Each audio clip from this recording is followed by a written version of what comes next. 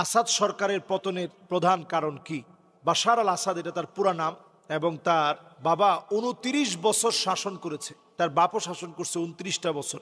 জুলুম করতে করতে মুসলমানদেরকে এত পরিমাণ জুলুম করেছে। আমার সাথে অনেক ছাত্র পড়তো, সেখানে বলতো তারা কালেমা পরিবর্তন করে ফেলেছে। আমরা যেভাবে বলি আশহাদু আল্লা ইলাহা ইল্লাল্লাহ ওয়া আশহাদু আন্না মুহাম্মাদান আবদুহু ওয়া রাসূলুহু, তারা এইভাবে কালেমা না পড়ে তারা বলে আশহাদু আল্লা ইলাহা ইল্লাল্লাহ ওয়া আশহাদু আন্না মুহাম্মাদান আবদুহু ওয়া রাসূলুহু ওয়া আশহাদু আন্না আবা বকর ফিন্নার ওয়া ওমর ফিন্নার ওয়া হাফসা ওয়া আয়েশা ফিন্নার।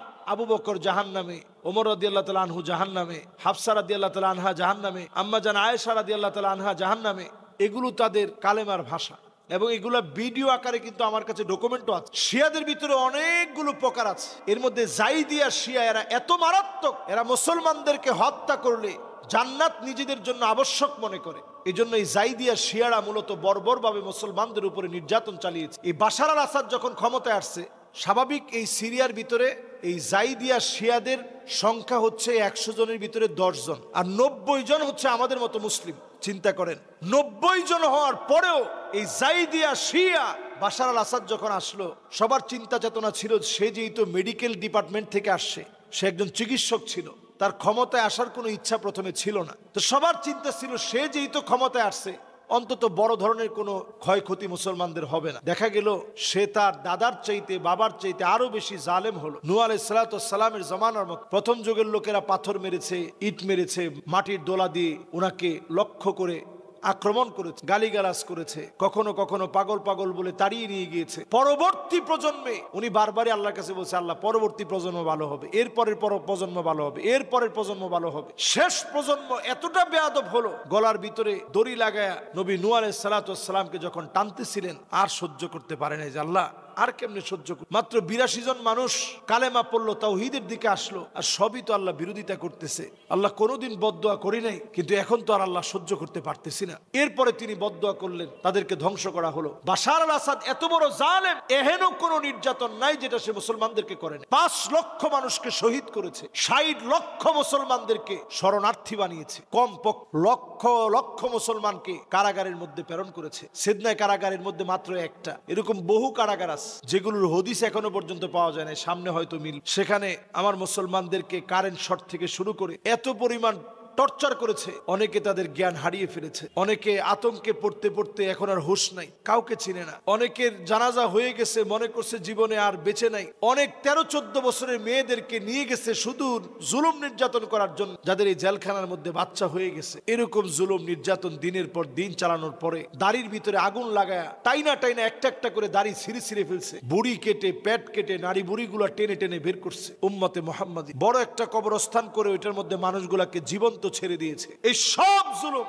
বাশার আল আসাদের সময় সবগুলো জুলুম হয়েছে। আল্লাহ রাব্বুল আলামিন জালেমদেরকে ছেড়ে দেন, তবে একবারে ছাড় দিতে দিতে শেষে এমন একটা জায়গায় নিয়ে যান যে জায়গা থেকে জালেম নিজেও জানে না, এই জায়গা থেকেই তার পতনটা ঘটবে। 8ই ডিসেম্বর এত বেশি হামলা হয়েছে, 7ই ডিসেম্বর সে মনে করছে কোনোভাবেই এরা উঠে দাঁড়াবে কেমন, যাদের খাবার নাই, খাদ্য নাই, বাসস্থান নাই, চিকিৎসা নাই, কিছু নাই। 5 লাখ মানুষ শহীদ হয়ে গেছে, এরা আবার সংঘবদ্ধ হবে কেমন? এই মানুষগুলোকে দিয়ে আল্লাহ তাআলা কেমনে সংঘবদ্ধ করে দিলেন, কল্পনার বাইরে। মানুষ এই সমস্ত বিজয়ের সময় তাকায় বলে নাসরুম মিনাল্লাহি ওয়া ফাতহুন করিব, আল্লাহ এটা আপনার সাহায্যে হয়েছে, অবশ্যম্ভাবী এই বিজয় আল্লাহ আপনি দিছেন। আল্লাহ কেমনে সম্ভব হইল? এখন সারা দুনিয়া যে বলছে, এটাই আল্লাহ রাব্বুল আলামিন দেখতে চান যে আমি আল্লাহ সব দিতে পারি, এই পৃথিবীর ভিতরে সব আসতে পারে আল্লাহ চাইলে। ঠিক যেভাবে আব্রাহাকে আল্লাহ তাআলা ছোট ছোট পাখি দিয়ে যাকে যাকে পাখি এসে আবাবিল, যাকে যাকে পাখি এসে যেভাবে আল্লাহ রাব্বুল আলামিন ধ্বংস করে দিলেন, এই তাদেরকেও বাশার আল আসাদের পুরা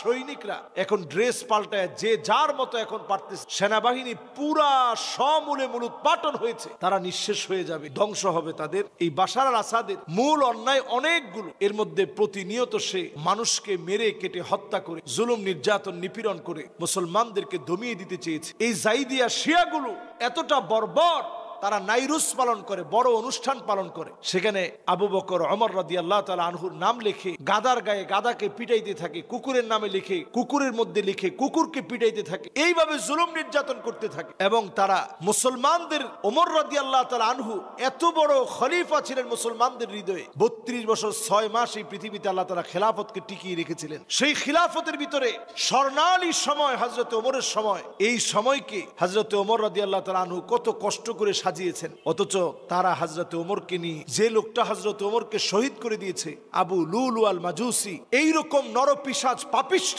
তাকে ইরানের ভিতরে বলা হয় সবচেয়ে বড় বীর। সবচেয়ে বড় বীর বলে তারপরে তার নামে বড় একটা নাইরুস করে, তার নামে একটা মসজিদ করা হয়েছে, বিশাল নাইরুস করা হয়। এগুলো সব ইউটিউবে আছে। বিশাল মসজিদ করেছে। তাদের একটা অনুষ্ঠান হয়, যে অনুষ্ঠানের দিন একেবারে জমকালো আয়োজন করে তারা সাজিয়ে অনুষ্ঠান করে। অথচ ওমর রাদিয়াল্লাহু তাআলা আনহুকে যে লোকটা শহীদ করে দিছে তাকে কেন্দ্র করে অনুষ্ঠান করা হয়। মাআযাল্লাহ, আল্লাহর কাছে আমরা পানাহ চাই। মুসলমানরা এখনো আমরা মার খাচ্ছি আমাদের ভিতরের নানা কোন্দলের কারণে। আমরা বলতে চাই, প্রত্যেক আকীদা পরিষ্কার পরিচ্ছন্ন যদি না হয়, আপনি আমি কেমনে করে ইসলামের বিজয়ের জন্য কথা বলতে পারি? আজকে একটু চিন্তা করেন, এই সমস্ত বিষয় আমরা অনেকে জানি না। এই যে সিরিয়ার ভিতরে দিনের পর দিন 5টা দশক ধরে 50 বছরের উপরে হয়ে গেল, সিরিয়ার ভিতরে মারতেছে কারা? শুধুমাত্র 10% শিয়া আহলে সুন্নাহ ওয়াল জামাতের অনুসারী মুসলমানদেরকে দিনের পর দিন মারতেছে। এবং তাদের এই জুলুমের কারণেই বাশার আল আসাদ এতদিন ধরে রাশিয়া থেকে অস্ত্রগুলো কিনে এনে, অস্ত্রের ঘাঁটি ছিল এখানে, এই অস্ত্রের ঘাঁটি ছিল এই সিরিয়ায়, রাশিয়া থেকে আসতো, মুসলমানদেরকে হত্যার অস্ত্রগুলো এখান থেকে চলত। এবং এই জন্য রাশিয়া দেখা যায় প্রায় সময় মুসলমানের সঙ্গে একটা চুক্তি করে রাখে যে তোমাদের সাথে আমরা আছি, আমেরিকা বিরোধিতা করলে কি হবে, আমরা আছি। নবীজি বলতেছেন বেশি দিন টিকবে না। সুম্মা হুদনাতুন তাকুনু বাইনাকুম ওয়া বাইনা বানিল আসফার ফায়াকদিরুন। রাশিয়ার সঙ্গে যে চুক্তি মুসলমানের হয়েছে, এটা বেশি দিন টিকবে না, আল্লাহর নবী বলে গেছেন। এই চুক্তি ভঙ্গ হবে। আমি দেখতে পাচ্ছি রাশিয়ার যে পতন শুরু হয়েছে, এবং এই সিরিয়ার বিজয় রাশিয়ার একটা বড় পতন। কারণ যাদেরকে সমর্থন দিয়েছে তারা এখন ভাগতে বাধ্য হয়েছে, দেশ ছাড়তে বাধ্য হয়েছে, পালাতে বাধ্য হয়েছে। এটাই প্রমাণ করে রাশিয়ার পতন শুরু হয়ে গেছে। সুম্মা হুদনাতুন তাকুনু বাইনাকুম ওয়া বাইনা বানিল আসফার ফায়াকদিরুন।